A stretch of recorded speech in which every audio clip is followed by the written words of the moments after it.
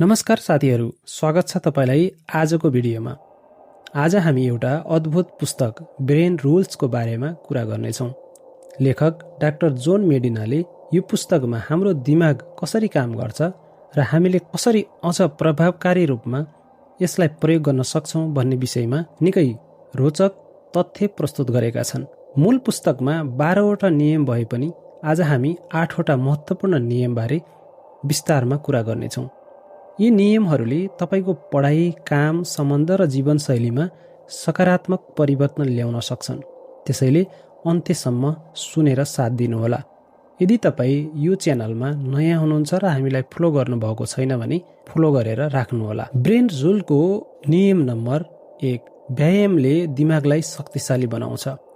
व्यायामले शरीर मात्र होइन, दिमागलाई पनि सक्रिय बनाउँछ। जब हामी हिँड्छौँ, दौडौँछौँ वा कुनै शारीरिक गतिविधि गर्छौँ, दिमागमा अक्सिजन आपूर्ति बढ्छ र नयाँ न्युरोनहरू विकास हुन्छन्। यसले स्मरण शक्ति र ध्यान केन्द्रित गर्ने क्षमता बढाउँछ। त्यसैले दैनिक 30 मिनेट पैदल हिँड्ने बानीले पनि पढाइ र काममा ठुलो फरक पर्छ। नियम नम्बर 2, दिमाग विकासक्रमको उपज हो। हाम्रो दिमाग लाखौँ वर्षको विकासक्रमबाट बनेको हो।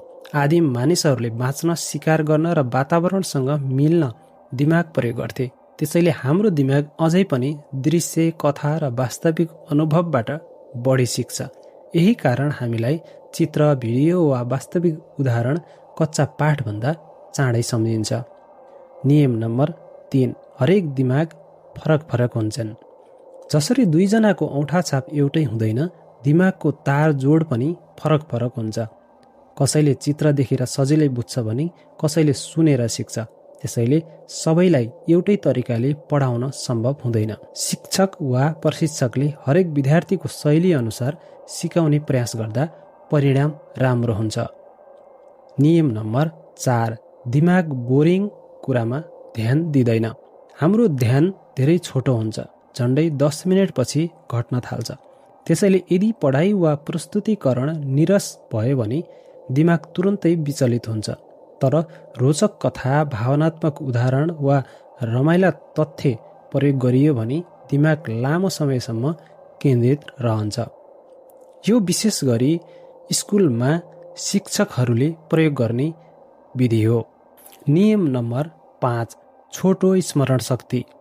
नयाँ कुरा सिक्दा दिमागले सुरुवातमा मात्र छोटो स्मरण शक्तिमा राख्छ, जुन केही मिनेटमै हराउन सक्छ।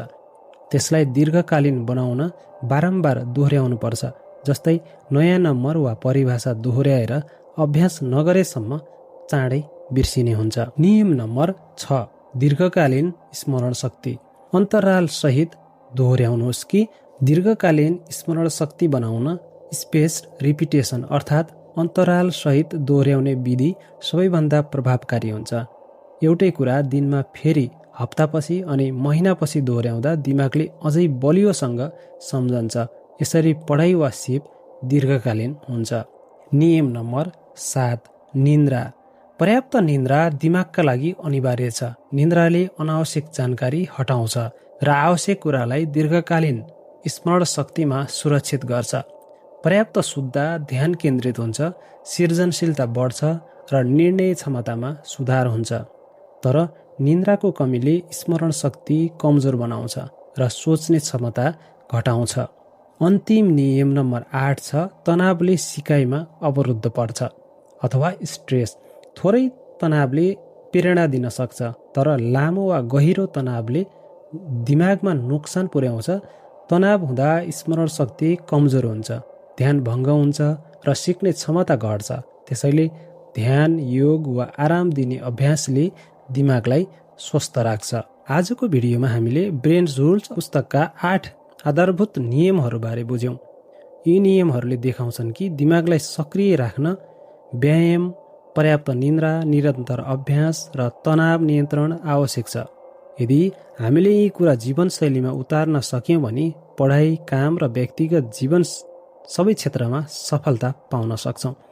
यदि तपाईँलाई यो भिडियो मन पर्यो भने लाइक, कमेन्ट र सेयर गर्न नबिर्सिनुहोला। यस्तै रोचक पुस्तकहरूको सारांश र जीवन उपयोगी सामग्री पाउन हाम्रो च्यानललाई सब्स्क्राइब गर्नुहोला। फेरि अर्को भिडियोमा भेटौँला।